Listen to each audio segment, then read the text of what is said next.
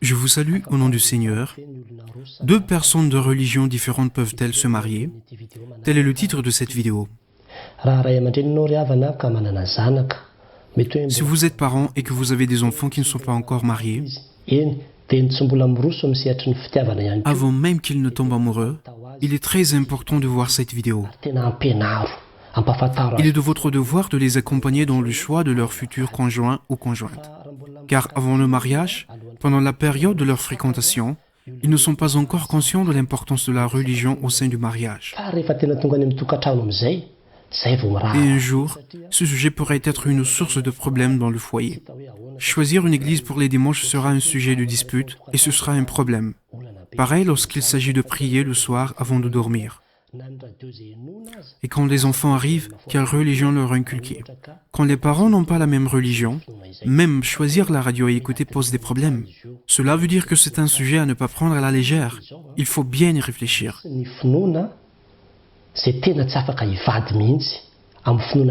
Premièrement, il y a des religions qui ne peuvent jamais aller de pair avec la foi chrétienne. Cela existe bel et bien. La foi chrétienne, c'est croire que Jésus-Christ de Nazareth est Dieu, Seigneur et Sauveur.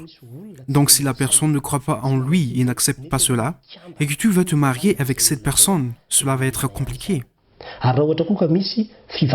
S'il s'agit d'une religion qui ne croit pas en Jésus non plus, ce sera un problème car quand tu vas à l'église, il ne sera pas d'accord. Ce sera vraiment compliqué. Au début, la personne va peut-être accepter, mais après la situation va dégénérer. Et pour les enfants, comment cela va se passer? Cela nécessite une sérieuse réflexion. Souviens-toi de Salomon. Son mariage avec une païenne a été une des raisons de sa perte. Et c'est la raison pour laquelle dans l'Ancien Testament, Dieu était très exigeant sur le fait que les enfants d'Israël ne devaient pas se marier avec les païens. En tant que chrétiens, nous sommes comme eux, pas d'union avec les païens. La parole de Dieu est claire là-dessus dans 2 Corinthiens 6, 14, 15. Ne vous mettez pas avec les infidèles sous un joug étranger. Car quel rapport y a-t-il entre la justice et l'iniquité? Ou qu'y a-t-il de commun entre la lumière et les ténèbres? Quel est le lien entre un fidèle et un infidèle? Une telle union n'est pas possible. Une union dans laquelle l'un n'aime pas Jésus, l'autre l'adore. Que ce soit un incroyant ou bien quelle que soit sa religion, il est très important de lui demander s'il n'accepte pas Jésus-Christ comme Seigneur Dieu. Car si ce n'est pas le cas, le problème est qu'il ne va jamais mettre les pieds dans une église chrétienne. Il n'acceptera jamais d'y aller, que ce soit pour le mariage d'un membre de ta famille, ou pour les obsèques, ou quoi que ce soit. Il n'ira jamais dans ton église et ce sera un sérieux problème.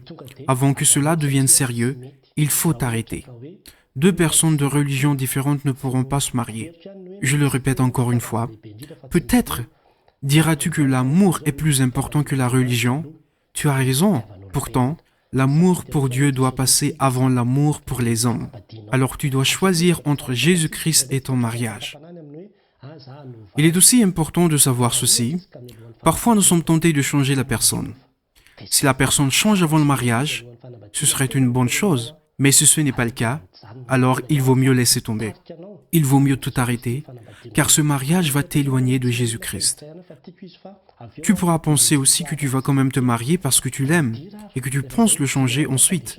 Alors fais comme bon te semble, mais je te préviens, sois prêt à en subir les conséquences. Ce sera difficile, très difficile. Tu vas avoir de gros problèmes dans ton foyer, puis tu te souviendras de cette vidéo. Tu diras après que le pasteur avait raison, et si j'avais suivi ses conseils, ma vie ne serait pas pareille. Deuxièmement, il y a des religions différentes, mais qui acceptent Jésus comme Dieu, Seigneur et Sauveur. Ce cas-là ne devrait poser aucun problème. Les chrétiens issus de ces églises peuvent se marier, car ils reconnaissent Jésus comme Dieu, Seigneur et Sauveur. Il y a une chose que nous devrions savoir selon la Bible, selon la parole de Dieu, l'homme est le chef de la femme. Vous les femmes, soyez soumises à vos maris. C'est pourquoi les femmes doivent suivre leur mari. Les épouses suivent leurs époux. Et si on regarde la signification des mots époux et épouse, l'époux, c'est l'homme, c'est lui qui prend la femme pour épouse.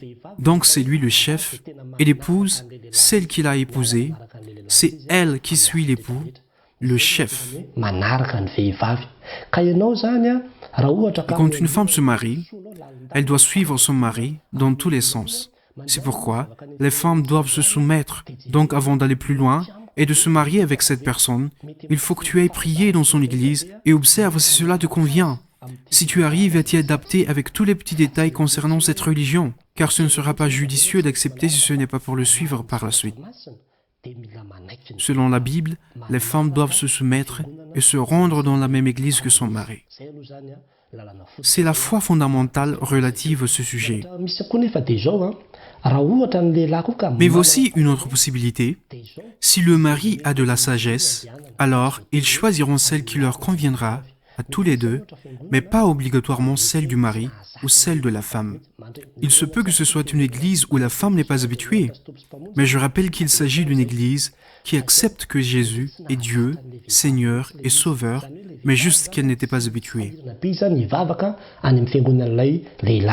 C'est-à-dire que la femme a vraiment du mal à fréquenter l'église de son mari, alors que pour le mari, il n'a aucun problème pour aller à l'église de sa femme, et cela leur convient à tous les deux, alors ce sera mieux d'y aller ensemble.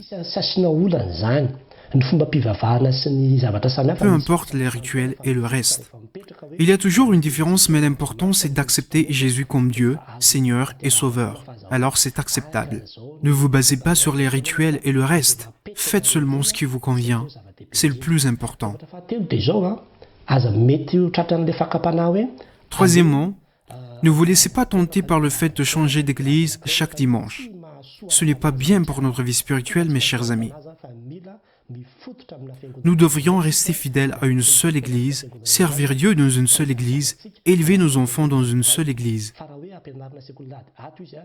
Les envoyer dans une école le dimanche, dans une église un dimanche, et puis dans une autre église le dimanche suivant, n'est pas bien pour vous et vos enfants.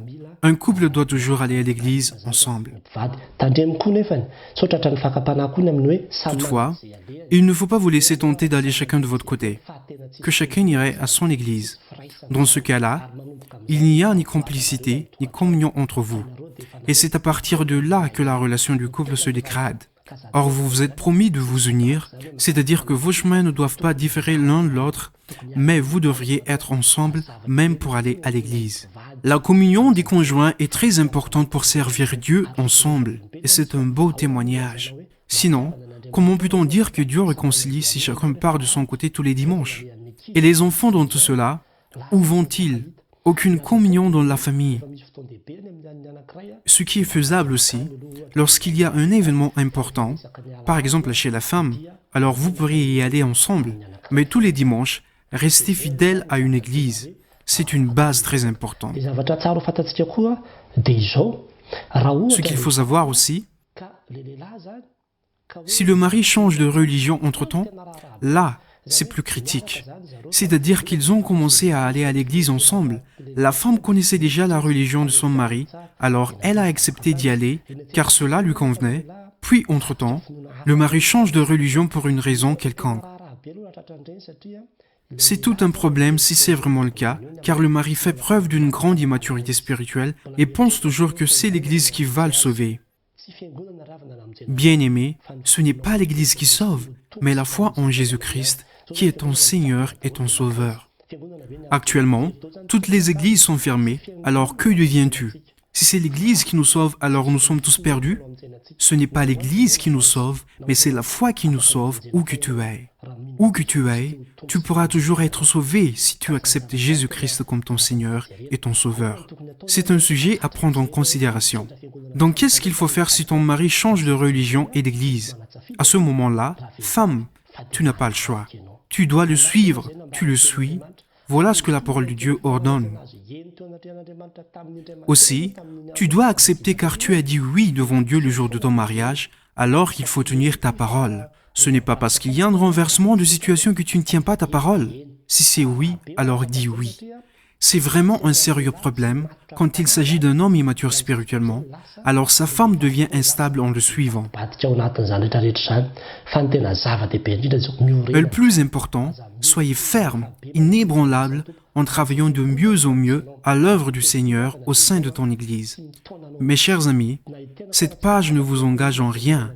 Même moi, je ne vous ai jamais révélé mon Église, car ce n'est pas l'objectif. L'objectif, c'est de vous affermir et de vous fortifier pour servir Dieu au sein de votre Église. L'important est que votre Église reconnaisse Jésus comme Dieu, Seigneur et Sauveur. C'est cela la voie du salut. Le salut ne dépend pas d'autre chose telle que le baptême ou autre rituel.